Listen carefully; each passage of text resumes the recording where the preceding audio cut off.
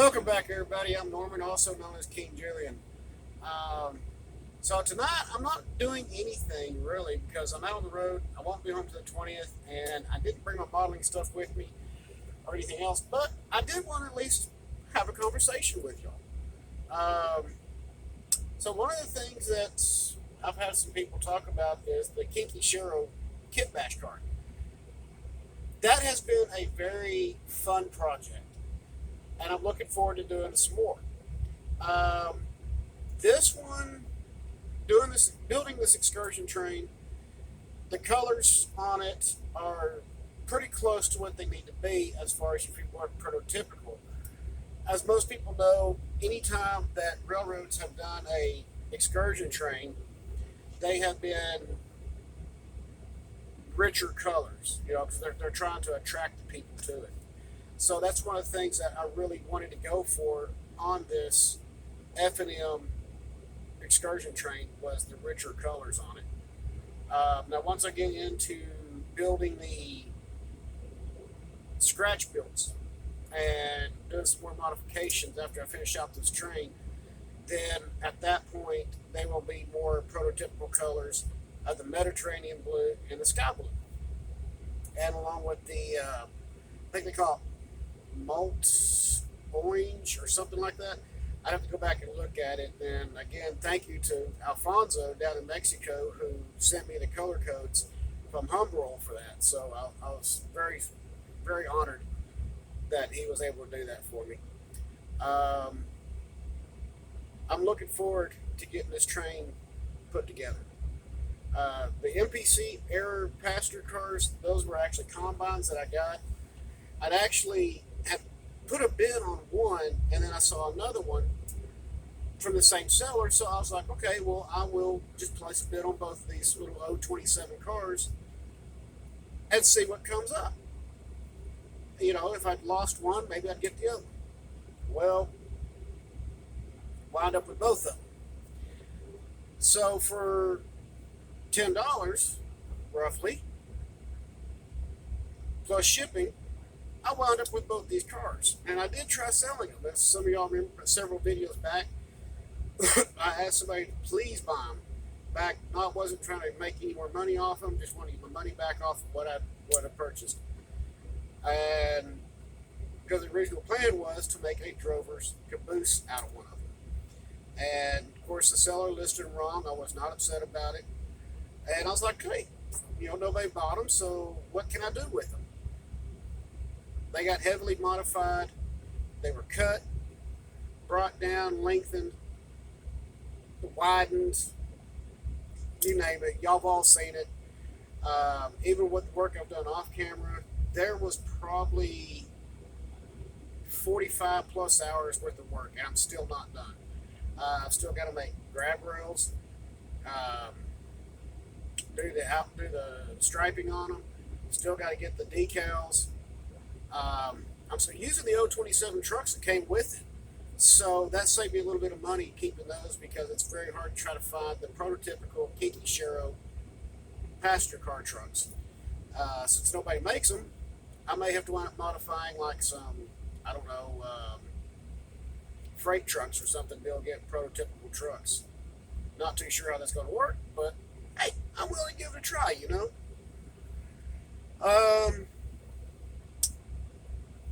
Yeah, I mean, I've had a blast with these cars, and I've figured out some ways I'm going to change up on the next set. When I purchase the next set of MPC era passenger cars, seeing some things I did on this one that could have been done differently. So one of the things that could have been done differently is where I widened outside the original bolt hole for the trucks. I want a 1/4 inch on each side. And what could have been done differently? Straight down the middle. So that will be something changed, and the side skirting will come off of the next set. I've enjoyed it. I'll be the first to tell you, hey, if you got some old MPC era passenger cars, you're not running them, they're just sitting in a box, I'll take them off your hand. Contact me, I'll take them off your hand. You know, whether you want to donate them or you ask for a fair price, hey, I'm all for it. And I'll be willing to even put your car there on the show, and you can see the modification on this channel as it progresses.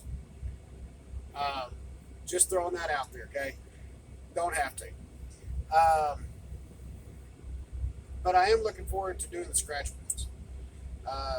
Louis Enrique. I know I'm saying his last name wrong. I wrote it down.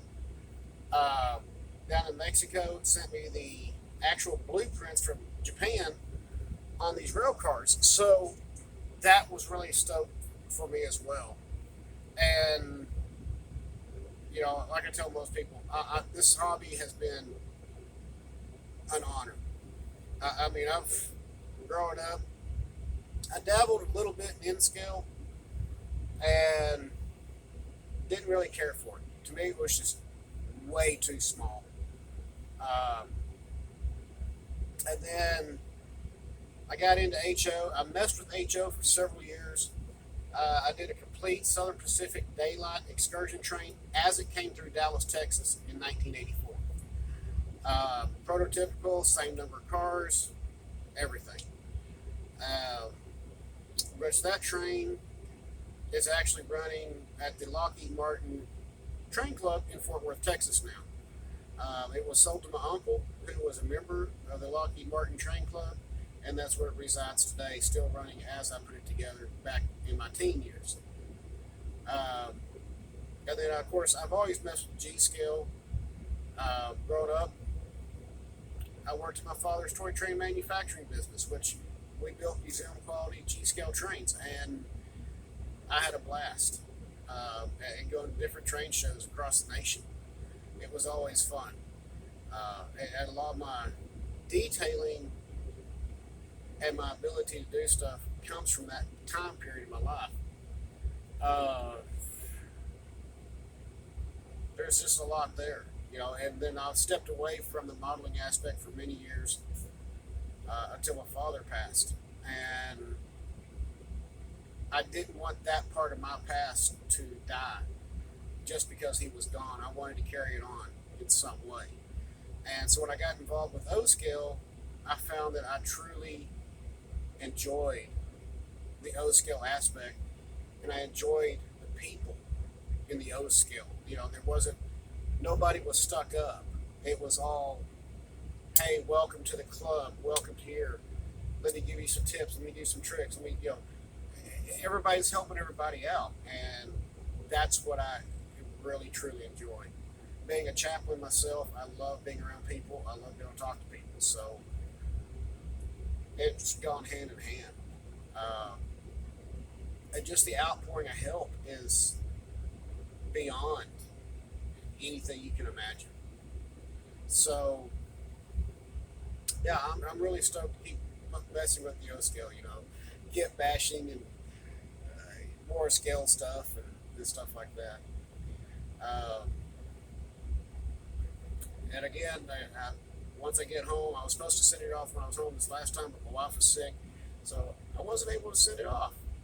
You know, when you got kids at the house and a grandkid, and I couldn't, you know, leave the house to do that. So when I get home on the 20th, I'll be sending the steam turbine off to Classic Model Trains to be repaired. Because it's a problem I just can't fix. I mean, I've battled it. I've gone through, tested wires, one thing after another, and I can't figure out what's going on with it. It light up, it tries to run, but it can't. And if you push it along the rails, you see sparks. So I don't know what's going to happen there. Just got to wait and see, you know.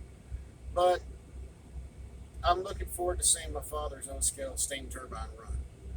And I think that's where the one thing that really geared me up to do this. I hope when it's all said and done, it comes back, he's happy to see it run for the first time. As far as I know, he never saw it run. So I want to at least be able to share that experience with my kids with the S2. Both my boys, all my kids, have really enjoyed the different things that I do. Everything from driving a truck, riding motorcycles, repairing motorcycles, painting bodywork, to modeling like this Kinky Shero.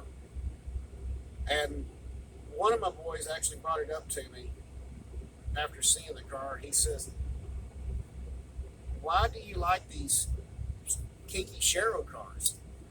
And I said, honestly, I don't know. I said, I guess it's because of the beauty of them and the simplicity of them. And he's like, "What do you mean?" I said, "Well, if you look at the design, they're simple. There's not a lot of extravagant stuff on them. They were built very, very well. It's a car that you can't replace." And I think the railroads down in Mexico know that. I mean, when you look at them, they're a flat roof, very little rounded corners on the edges.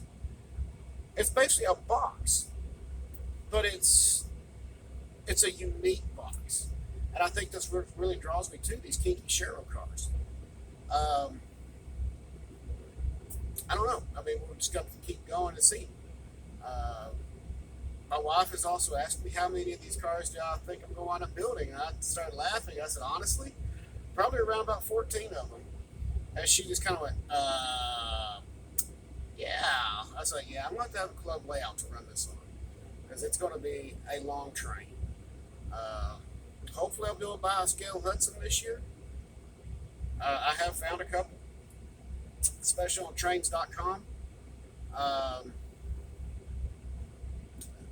Found some on eBay.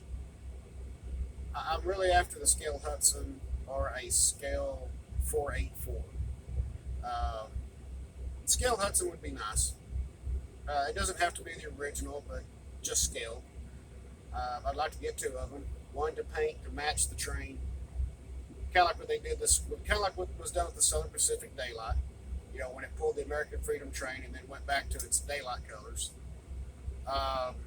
And one to re-letter for end AM so that the two can be double-headed and run together.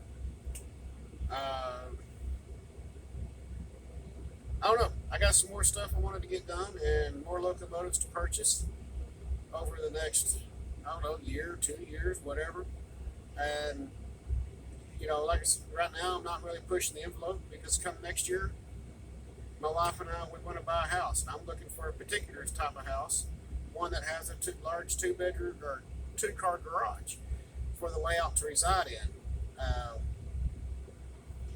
And we even got to talking about the track. I asked her, I said, and I was showing her some price listings. I said, I know Atlas track, and Atlas is a wonderful product, but the prices are up there. Gargraves was a little cheaper, but it was still up there. And she said, well, why don't you just keep using the Menards track? And I was like, well, I really don't like tubular. But she said, you have the capability to make it look like it's not tubular. And I said, well, it looked at it kind of funny. I was like, what do you mean? She goes, well, you made all your railroad ties. I said, yeah. And she goes, keep doing it. Make it you, not somebody else. And the more I sat there and thought about it, I was like, okay, you're right. Because I can, save that extra money for Ross switches and use a wider curve at a cheaper price, get the same result without breaking the bank. So that's something I'm looking at right now. Honestly, I enjoy making the railroad ties too. So yeah, we'll just see what happens in the near future. But as for the kit bash car, still carrying on with it, and we're going to do some more. I've been watching several places right now, and see what happens. I also want to buy some more scale 1950 cars, scratch builds. I found a couple on there that's pretty affordable and would need to be trucks be changed out, but I could get what I was looking for. Yeah, I mean, there's a lot of stuff I'm actually looking at doing and things to progress and add more rolling stock. My youngest son has already asked me about the gondolas. He's like, Dad, are you fixing to build two? I'm going to take it, build one. And I'm like, yeah. They're 027, they're short. And I'm like, you know, you can't go wrong with a man on YouTube called crazyoldfrozenkanook or something like that. I have to go back and try to find his channel, but using the two-thirds method. You get a scale length 50-foot gondola. Why not? You know, I love the outpouring of the ideas of this hobby.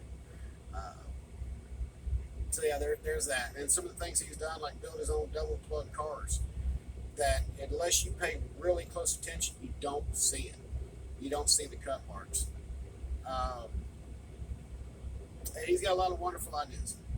So that's something that's truly unique. And like Dagriffyn, you know, if you don't follow him here on YouTube, you ought to. His layout is remarkable. He has built the whole thing out of foam. He's not done. He hasn't done any groundwork or rocks or stuff like that. But what he's done at this point is remarkable. It's all Menards track.